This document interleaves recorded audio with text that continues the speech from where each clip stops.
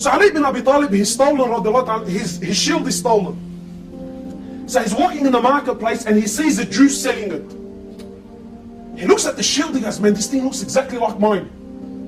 So he picks up the shield, he's looking at it, then he finds markings that he knew, this is definitely, every one of us on his phone, there's a particular mark, that's mine.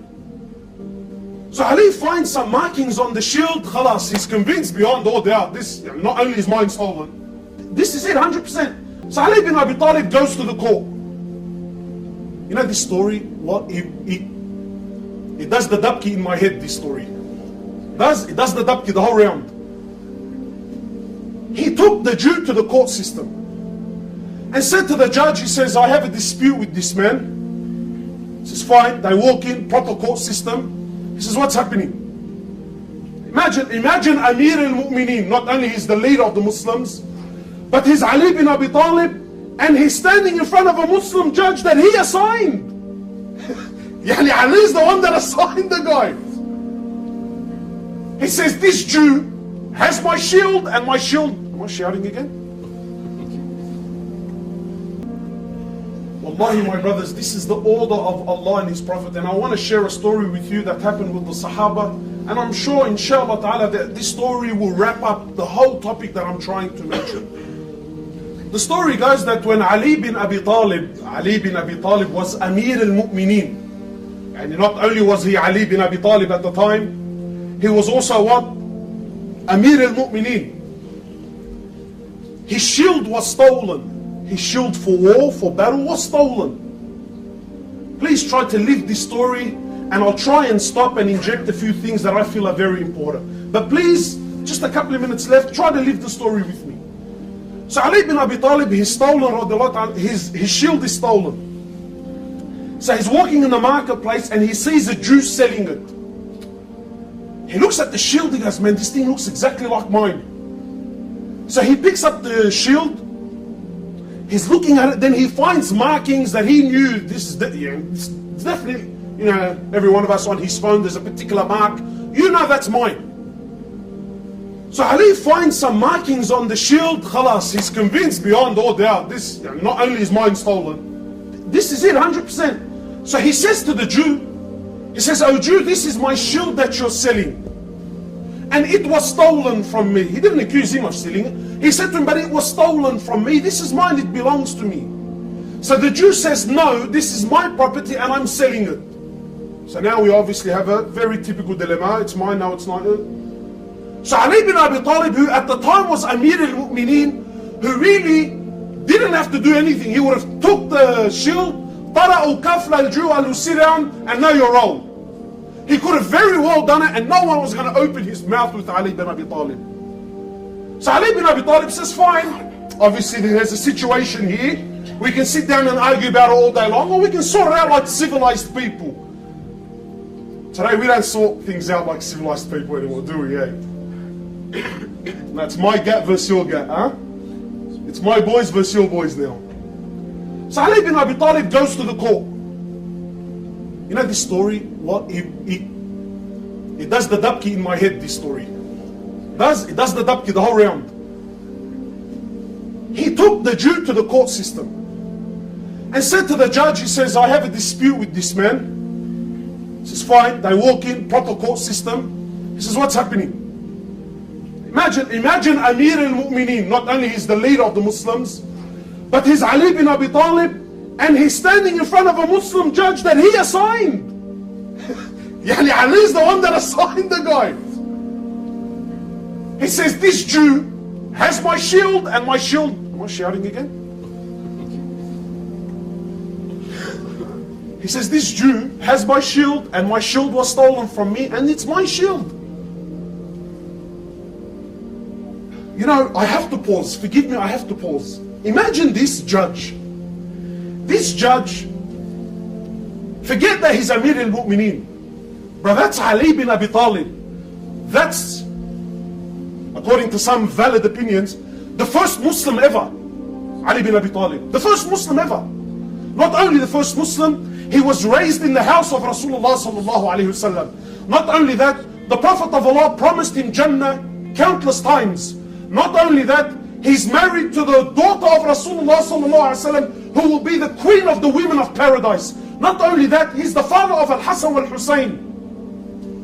Not only that, he's Amir al-Mu'mineen. Yani, does Ali really have to twist any of our arms and tell me, Wallahi, this is mine? Habib, after that, it's yours. I don't care what the Jew has to say. And how many times have you heard a one-sided story, but because it came from your mate, khalas, you already made a conclusion, eh? So the judge, talk about being in a sticky situation. He says, Ali, since you're the one making the accusation, he says, do you have any proof? Do you have any evidence? Do you have a witness? So Ali bin Abi Talib, he says, yes. And I want to ask you, by Allah, and be honest with me. Does someone like Ali bin Abi Talib, does he need a witness? Be honest. Does he need a witness? So Ali bin Abi Talib says, yes, I do. The judge says, Alhamdulillah. He says, who do you have? He says, my son Al-Hasan. Well, if that was you and I, get the Jew and everyone jump on him and so look what the Muslim judge says. He says, Ya Ali, he says, you know I can't take Al-Hasan as a witness, he's your son. What the hell? Now imagine you Ali bin Abi Talib.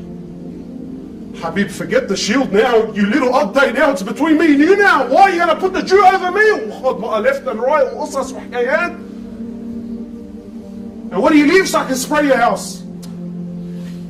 So Ali bin Abi Talib, he says, I have my son Al-Hasan. So the judge says, he says, Ya Ali, please man, do you have anything else? He says, no, Allah, that's all I have. He says, since that's all you have, and the only witness you can give me is your son, he says, then I have to rule in favor of the Jew. Stand for the haqq even when?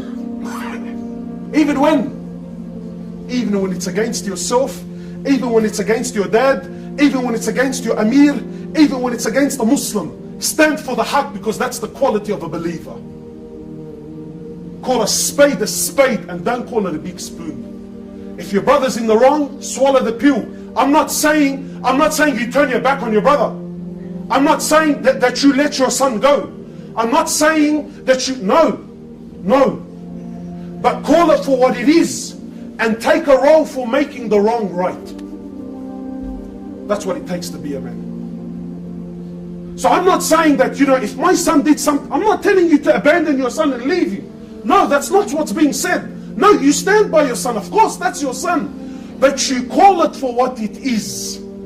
If he's in the wrong, you tell him it's in the wrong. And you take a stance for the haqq and you try to make the wrong right. So the Jew, he doesn't know.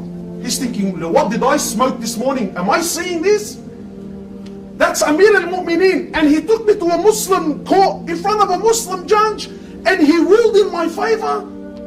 So the Jew bears witness. He says, Ashhadu an la ilaha illallah wa ashhadu anna Muhammad Rasulullah, and he accepts Islam. But for you and I, the most amazing part of the story is, wow, at the end the Jew accepted Islam. Habibi, that's not the amazing part.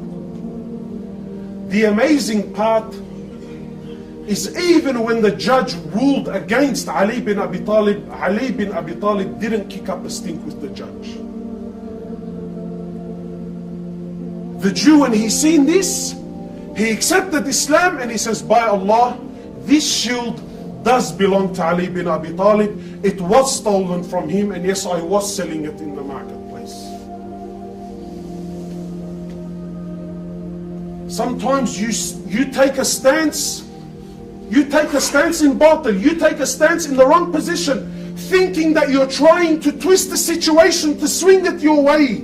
What you don't realize is, had you just stood for the haqq in the very beginning, even if it's bitter, trust me, in the beginning nobody likes it. Trust me, those who take a stance in the beginning, no one likes them in the beginning. No one likes them. I remember years ago, years. I lost count how long ago. I remember still to this day, the first time the first time I ever heard of a marriage here in Sydney where the women and the men were segregated. The wedding was for someone from Bat Arja. I can't remember who it was. But I wish I know who it was so I could go kiss his hand. remember back then, did you hear? They had a wedding and the women were together and the men were together, and he caused this massive fuss. But he was the pioneer that started it in our community for as long as I know, anyway. At that time, he was the most hated. But now every other wedding that ever followed in his footsteps, who's getting the rewards for it? Standing for the haqq, my brothers, is not an easy thing. Don't be quick to fall all over yourself and claim, brother, I'm a man for the haqq. Take a minute, step back and really ask yourself, are you really? We ask Allah subhanahu wa ta'ala to make us of those who stand for the truth. Wallahi, my brothers, this is so difficult. We ask Allah subhanahu wa ta'ala to make us of those who